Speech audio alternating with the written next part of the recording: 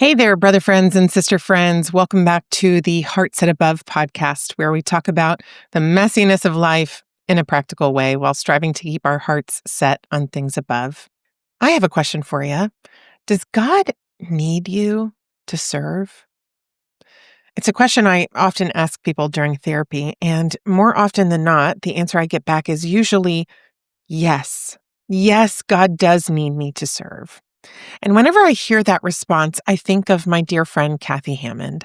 Kathy was the wife of Guy Hammond, founder of Strength and Weakness Ministries. And together, Guy and Kathy ran Strength and Weakness. Strength and Weakness is a ministry that strives to bridge the gap between the LGBTQ community and God's church through awareness, education, and support. And I've worked with this ministry in some capacity since 2010. And Kathy was the woman behind the curtain. She not only kept Guy going, but also managed the ministry's administrative needs. Unfortunately, in 2017, Kathy was diagnosed with a rare and aggressive form of brain cancer. And she lived for one more year before she eventually passed in 2018. And her death felt like a punch to the gut. One of those blows that knocks the wind out of you and leaves you gasping. I lost a friend. Guy lost his wife. Their children lost their mother, and our ministry lost its heartbeat. We were devastated. I remember thinking over and over, how do we even go on from here? How does Strength and Weakness survive without Kathy? She wasn't just important. In so many ways, she was the backbone, the glue, the woman behind the curtain, keeping everything running. Without her, the future felt impossible to imagine. But God kept moving. The ministry kept growing, and we're still here, nearly 7 years after Kathy's passing, still serving, still helping people navigate this tender, complicated space. Now, don't get me wrong.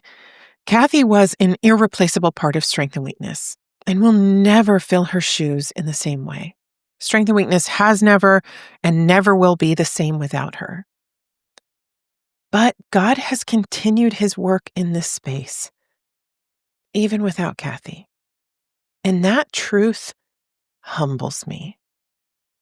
Because if God didn't need Kathy to keep serving people in this delicate space, then he certainly doesn't need me or you for anything. But here's the beautiful part. Even though God doesn't need our deeds, he still wants us.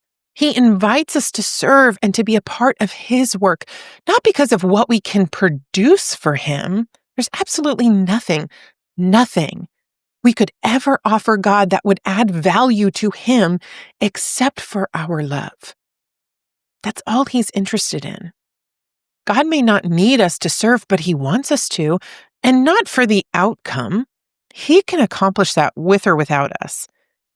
But he wants us to serve him because of what it does in us. Serving him draws us closer to him. And that closeness, that deepened connection, is what he's really after. Not the results of what we do, but our hearts with him in the process.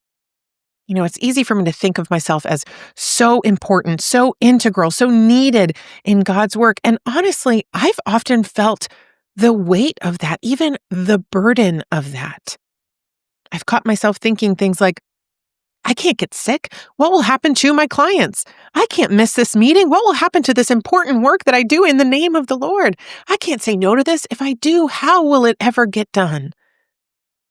But the truth is, if I died tomorrow, God's work of love, grace, mercy, and forgiveness would keep going without missing a beat. Now, that might sound sad at first, this idea that God doesn't need us in some symbiotic way to accomplish his will, but for me, it's incredibly freeing. I don't have to carry the crushing pressure of being essential to God and his mission. Instead, it's shifted my focus from obsessing over the outcome to simply walking with him in the journey. The outcome, how many people come to Christ or how many lives God impacts through mine, is ultimately out of my control. The real question is, did I walk this journey with God? God is more interested in you, in connecting with you, than in what you do for him. He wants to be with you, not just reap results from you. So as you're serving God today, in your home, at work, or in your community, or in your church, remember, it's not about the outcome. Yes, we're called to strive for excellence and to do things as if we're doing them for the Lord. And though the outcome is important, and we can't help but be aware of our hopes and expectations for that outcome, the outcome itself is never our measure of success.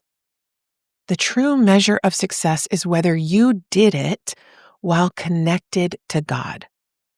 It's not about perfection or flawless service or even perfect faith.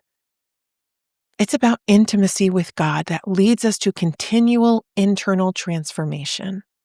So whatever you do today, this week, or this year, don't just do it for God, do it with Him. And be relieved by the fact that God doesn't need you to do anything for Him. And always do it with a heart set on things above. Until next time.